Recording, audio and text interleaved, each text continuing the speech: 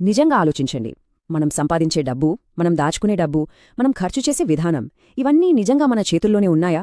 Financial సైకాలజీకి సంబంధించిన ఈ లోతైన విశ్లేషణలోకి వెళ్దాం. ఇవన్నీ కేవలం మన నిర్ణయాల వల్లే జరుగుతున్నాయా?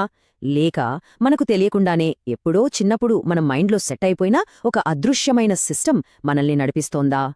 ఎందుకంటే మన జీవితంలో పదే పదే రిపీట్ అవుతున్న ఫైనాన్షియల్ ప్యాటర్న్స్ అకస్మాత్తుగా జరిగేవి కావు.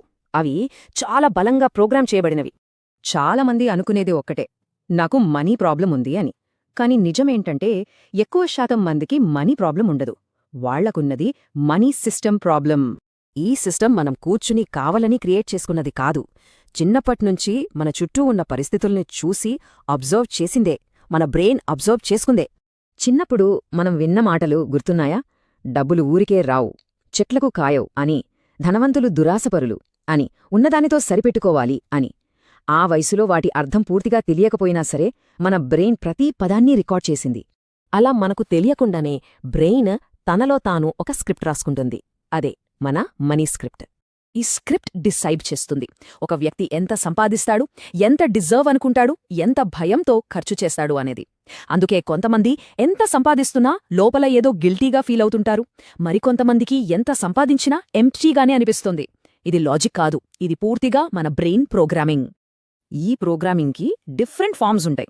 కొంతమంది డబ్బు చెడ్డదని నమ్మి దాన్ని అవాయిడ్ చేస్తారు. కొంతమంది డబ్బే అన్నీ సాల్వ్ చేస్తుందని దాని వెనక పరుగెత్తుతారు. కాని ఎప్పుడూ అది సరిపోనట్టే అనిపిస్తుంది. మరికొంతమంది తమ వాల్యూని ఆ మనీతోనే కొలుస్తారు. ఎంత సేవ్ చేసినా సేఫ్ అనిపించదు. ఒకసారి ఆలోచించండి, ఇందులో ఏ ప్యాటర్న్ మనలో ఎక్కువగా కనిపిస్తుంది? ఇంకాస్త డీప్లోకి వెళ్తే ఎవరిని వారు ఎలా డిఫైన్ చేసుకుంటారో అదే వారి ఫైనాన్షియల్ లిమిట్ అవుతుంది. నేనొక యావరేజ్ ఇన్కమ్ పర్సన్ అని బలంగా నమ్మితే లైఫ్ కూడా ఖచ్చితంగా అదే లెవెల్లో ఫిక్స్ అయిపోతుంది. ఇది అచ్చం ఏసీ థర్మోస్టాట్ లాంటిది. టెంపరేచర్ మారినా మళ్ళీ మనం సెట్ చేసిన డిగ్రీలకే వచ్చేస్తుంది కదా. అలాగే ఇన్కమ్ పెరిగినా దానికి తగ్గట్టే లైఫ్ స్టైల్ ఖర్చులు కూడా పెరుగుతాయి. చివరికి మళ్ళీ అదే పాత 0 పాయింట్కి వచ్చేస్తారు. ఇందులో మరో ముఖ్యమైన పాయింట్ ఉంది. చాలామంది ఆలోచించేది ఇది నేను కొనుక్కోగలనా అని.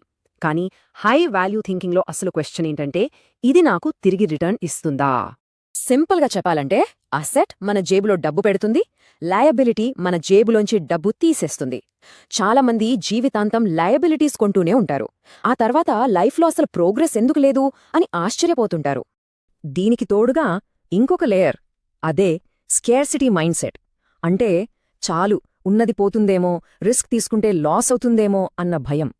ఈ ఆలోచన బ్రెయిన్ను రెస్ట్రిక్ట్ చేస్తుంది, మనుషులను ఎప్పుడూ ఆ సర్వైవల్ మోడ్లోనే బందీలుగా ఉంచుతుంది. కాని నేను క్రియేట్ చేయగలను అని ఎప్పుడైతే ఆలోచిస్తారో అప్పుడు బ్రెయిన్ ఓపెన్ అవుతుంది. చుట్టూ ఉన్న ఆపర్చునిటీస్ అన్నీ స్పష్టంగా కనిపించడం మొదలవుతుంది. ఇక్కడ ఇంకొక అదృశ్యమైన ట్రాప్ కూడా ఉంది. అదే లాస్ అవర్షన్. నష్టపోతామేమో అన్న భయం. మనం రాంగ్ జాబ్లో ఇరుక్కుపోయినా, రాంగ్ డెసిషన్స్ తీసుకున్నా దాని వెనక ఉన్న అతిపెద్ద కారణం ఈ లాస్ అవర్షనే. సైకాలజీ ప్రకారం మన బ్రెయిన్ లాభం వచ్చిన ఆనందం కంటే నష్టం వచ్చిన బాధను ఎక్కువగా ఫీలవుతుంది. అందుకే ఏదైనా కోల్పోతానేమో అన్న భయం, ఏదైనా పొందుతానో అన్న ఆశ కంటే చాలా స్ట్రాంగ్గా ఉంటుంది. ఇది మన వీక్నెస్ కాదు, ఇది కేవలం మన హ్యూమన్ ప్రోగ్రామింగ్. ఇప్పుడు ఇంకాస్త డీపర్ షిఫ్ట్ గురించి చూద్దాం. చాలామంది పూర్తిగా మిస్ అయ్యే అతి ముఖ్యమైన విషయం సమయం. పూర్ మైండ్సెట్లో ఉన్నవాళ్లు ఎప్పుడూ డబ్బు సేవ్ చేయాలి అని ఆలోచిస్తారు. కానీ రియల్ షిఫ్ట్ ఏంటంటే టైం సేవ్ చేయాలి అని ఆలోచించడం. ఎందుకంటే డబ్బు ఖర్చయితే మళ్లీ తిరిగి సంపాదించుకోవచ్చు, కాని టైం మాత్రం ఎప్పటికీ తిరిగి రాదు. లో వాల్యూ పనుల మీద ఎక్కువ సమయం పెడుతున్నామంటే మనకు తెలియకుండానే మనం లాస్లో ఉన్నట్టే లెక్క. అసలు హై వాల్యూ థింకింగ్ అంటే ఏంటి?